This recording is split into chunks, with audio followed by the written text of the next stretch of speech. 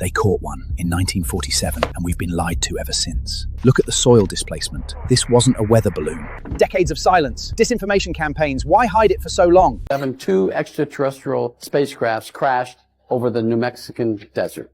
One of the crafts landed near Corona, New Mexico. One live ET was found in that craft. He was taken to Los Alamos laboratories and remained in U.S. intelligence care until he died in 1952. Iba was slightly hurt from the crash. However, Iba quickly recovered.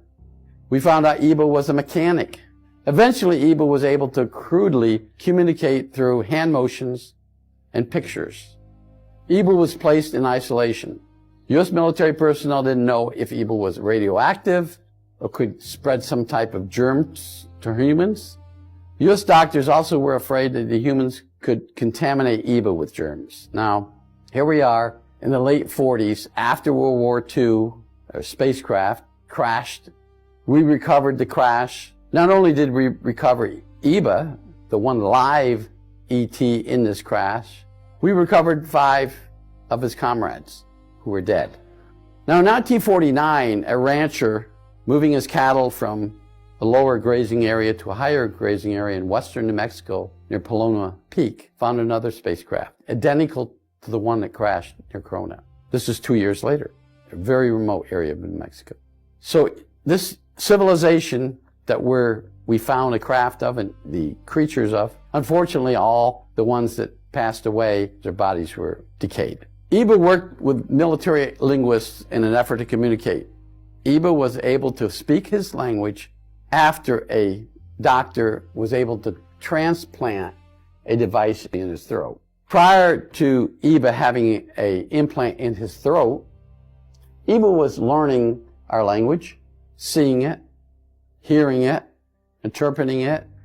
He was also learning simple math, simple English, and even some science through pictures, showing him a picture of something and then relating the word that goes along with that picture. A U.S. Army captain was assigned to Iba. I mean, full time. He actually lived with Iba. He wanted to meld with him, so to speak. This captain was a master linguist speaking a number of different languages. Through this interaction with the captain, Iba was able to relate information about himself, his home planet, and his spacecraft. Now, one of the big questions I'm always asked is, what did Iba eat? Well, Iba's spacecraft contained a large quantity of food items for his consumption. Now, Iba eventually exhausted his food supply. But we were able to find out what these food items were, and through manufacturing was able to duplicate them as close as we could based on what we found on Earth. And most of what he ate was plant-based. One of the things he never did eat or couldn't eat was meat. They tried to feed him meat and he couldn't tolerate it. His stomach couldn't tolerate it. Iba was able to eat simple food items such as fruits and vegetables. But the way he ate them shocked the handler and shocked the people around him. Now, everything Iba did was being filmed back in those days on 16mm movie projectors. So everything was being recorded. And so when Iba sat down to eat, he would take the item, such as a piece of fruit, and he would manipulate the item around his mouth. Now, remember, Iba didn't have teeth, anything like teeth. But he placed it in his mouth, and one of the things that few people realized, Iba had 2 different tongues, one above and one below. The below tongue was primarily used for language, the Iban language.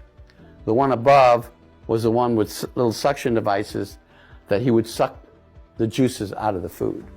But ironically, he could dissolve the entire piece of the orange or whatever fruit he had. Now, they would have to cut them in small pieces. Another thing that was really odd, he couldn't rationalize on how to break it open. It would just sit there. But when they cut it and gave him the pieces, he learned this now, how to break them apart. Apparently, there was some reason why he couldn't rationalize that. He was smart, but you got to remember, he was extraterrestrial. He wasn't human. That's something that I thought was quite extraordinary. Now, another thing that we were extremely concerned about were germs, both his germs and our germs. Everything was brought into the captain for that time period, almost 5 years that he lived with Iba. He never strayed out. He never had contact with others, and if he did, he always wore a mask. So they didn't want his germs transmitted to Iba. They tried to put a mask in Iba, but he would never tolerate the mask. He would take it off. So eventually they just gave up on the mask. One of the things that Iba did do was drink water. Iba eventually told us water was universal throughout space. Every planet that he had been to, inhabitable planet, his planet had water. So now we learned that H2O was prominent throughout the universe. Iba's body had a unique ability of extracting fluids from the food. So he didn't need a whole lot of water to compensate the makeup of his body. Scientists found that Iba's anatomy was entirely different. Iba had one organ that worked as a heart and lung. Iba's digestive system was simple, with just one stomach and one organ that eliminated waste. Iba had small glands on his hands, arm, and legs. The glands would enlarge at certain times. Iba measured 4 feet 3 inches tall and weighed 60 pounds. Iba's weight never varied. Iba was found in a crash site wearing a tight-fitting one-piece suit.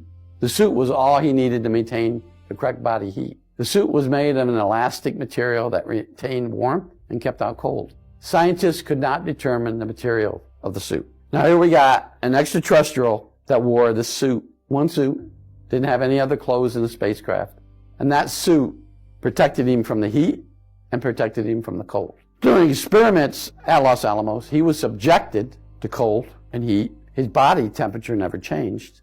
Iba had fluid in his body similar to blood. However, scientists could not identify the substance of the blood.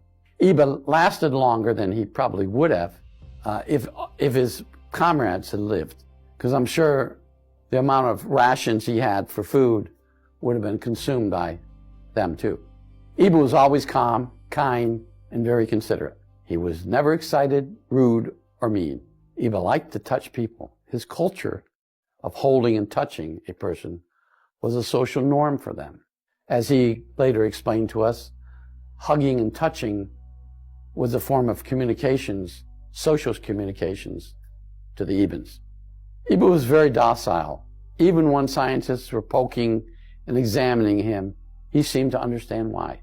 He was the alien. He was the one that the humans were going to find information from, experiment with. He accepted that. He had a very high intelligence level. Now, I think it was difficult for Los Alamos, even being a national laboratory with very smart scientists, it was difficult for them to measure his intelligence quotient or his IQ. Now, he was only in captivity for 5 years. During that time period, he was able to learn our language. The problem he had was communicating, saying our words. He was saying them the best way he could, and it took some time for people to understand what he was saying, similar to somebody who had a thick accent from some other country and then trying to speak some other language. Now, during his life on Earth, Iba developed several medical conditions. His body seemed to heal those problems, except for a rash. Several different medicines were tried, and eventually the rash went away. What Iba had on his spacecraft was a medical kit. It took us some time to determine what it was, and it took some time actually for Iba to explain what he needed to get out of the spacecraft. But eventually we were able to bring his medical kit to him. Some very strange looking equipment, some strange looking tubes with medicine or some sort of healing materials. Iba assisted U.S. military intelligence in understanding the items from a spacecraft. Iba assisted us in creating a communications link between his planet and Earth. We were able to link a system using a communications device found in the Iban craft between Earth and the Iban's home planet. In September 1952, Iba developed a serious medical condition. Military and civilian doctors tried in vain to treat the problem. Everything that they could possibly do, they tried. He was withering away. They didn't understand why. Iba seemed to know why, but he couldn't relate everything to us or his handlers. One of the extraordinary things that we learned was that Iba wasn't afraid to die. He actually tried to explain to us, and I don't think we realized at the time what he was telling us, but eventually we figured it out. It was a new plateau for them. Life was one level and death was another level. So he wasn't afraid to die. The U.S. Air Force captain was heartbroken and suffered emotional distress for years after. Now, what happened to all this information that we gathered from Iba? It was locked up. We didn't want the public to know that we had it, E.T. in captivity. And I say captivity, they wouldn't allow him to leave. I don't believe there's anything ever written or any information I ever was told about him trying to escape. I think he realized his situation. He realized his eventual fate, and he just cooperated during the time period that he was in our custody. But before he died, he was able to set up a communications link between Earth and his planet. And eventually that led